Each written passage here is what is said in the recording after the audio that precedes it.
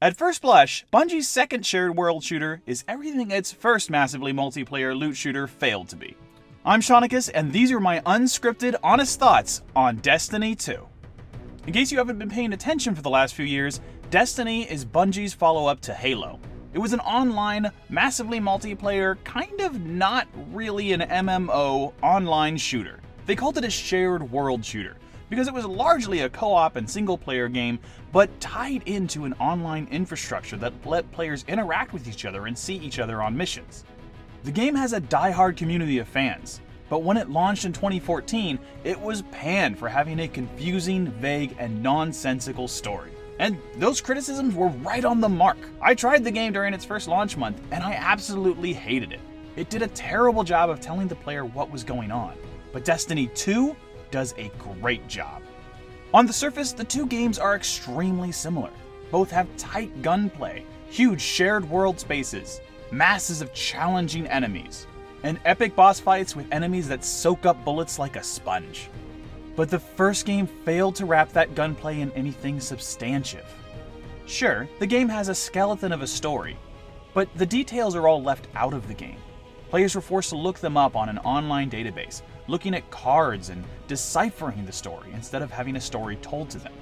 Destiny 2, on the other hand, takes the exact opposite approach, using a carefully structured narrative to give the player a sense of the world. The original Destiny, for instance, introduces things like the Traveler, the giant floating moon-like thing that gives the players their powers, by being vague and mysterious. But Destiny 2 tells players what the Traveler is by taking it away from them. In the game's opening moments, the player has to defend the Tower, the hub world of the first game, from a new invasion, from some new threat. And that new threat takes the Traveler and kidnaps it, which robs the player of their powers. This leaves the player completely helpless, without weapons, without an ability to fight back, crawling across a destroyed landscape of what was clearly once their home. It does a couple of important things. One, it shows the player how important the Traveler was and the blessings that thing gave to the players by removing its influence from them. Without the powers, they're weak and helpless, and they now know that whatever was just stolen from them was vastly important, and if they're going to survive, they need to get it back somehow. Secondly, it casts the player in the role of a classic narrative, that of a rebel, of an underdog. Not only do they know the Traveler was important and it was taken away from them, but they have this goal. The goal of fighting back against an evil oppressor and regaining what was rightfully theirs and taken from them. It puts the player in the place of classic heroes like Luke Skywalker or Sonic the Hedgehog if you watch that old Saturday morning cartoon. Seriously, that was a really good cartoon, guys. But anyway, the point is you're a rebel now and you have a relatable goal that we understand because it's a common theme in stories we've seen for decades. And not only is this solid structure, but it's supported with good characters. The player's protagonists themselves are completely silent, but the supporting characters like Blue-Face Zavala Guy, Badass Science Witch Cora, and Robot Nathan Fillion, these guys are flush with personality. And there are new characters that weren't in the original game too.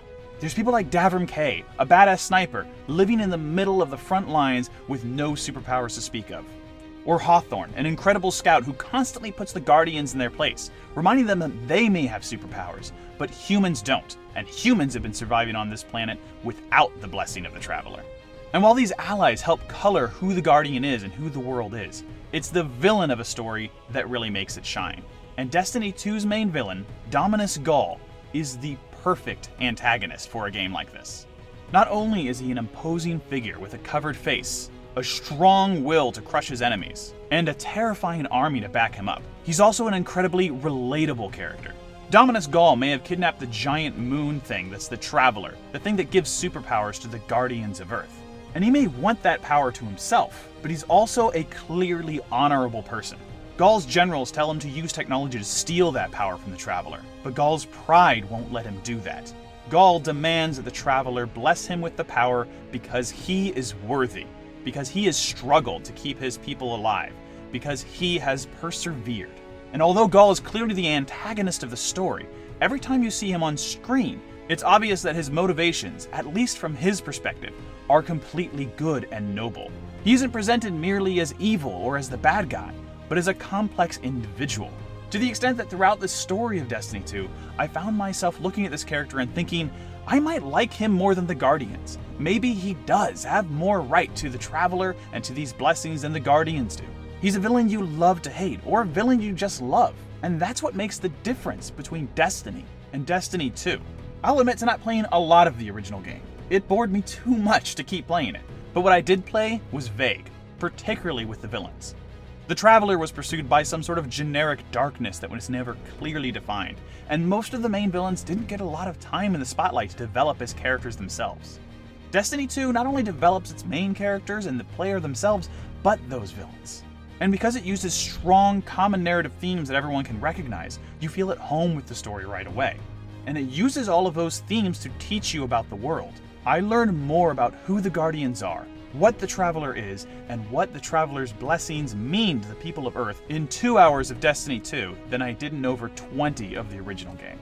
And the reason all of this works is because Destiny 2 doesn't tell this by exposition or heavily loaded off-site content where players have to read the lore to figure it out. It does it through an old storytelling method. A simple rule that, if applied right, is the best way to convey information to your audience. Destiny 2 follows the classic rule of show, don't tell. By taking away the player's powers, it shows them how valuable they were. By forcing a depowered player to walk and stumble, barely alive, through the ruins of that burned city, as soldiers run down the street and threaten their lives, the game shows them what they've lost. And when the player finally gets their blessing from the Traveler back, the game gives them all new powers that weren't in the original game, showing them once again how powerful these abilities truly are.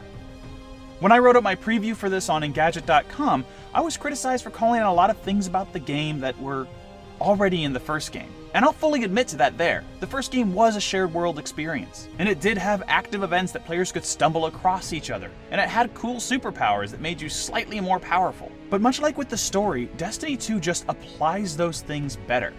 Like with the original game, you can walk around and stumble across other players, but now you're doing that in a larger open world. Instead of having to select a mission and finding someone just in the story mission you selected from a map, you're wandering around a large open space that's sort of like the open world of a game like Skyrim or Fallout, and you're finding them just alive in the world. It feels more natural.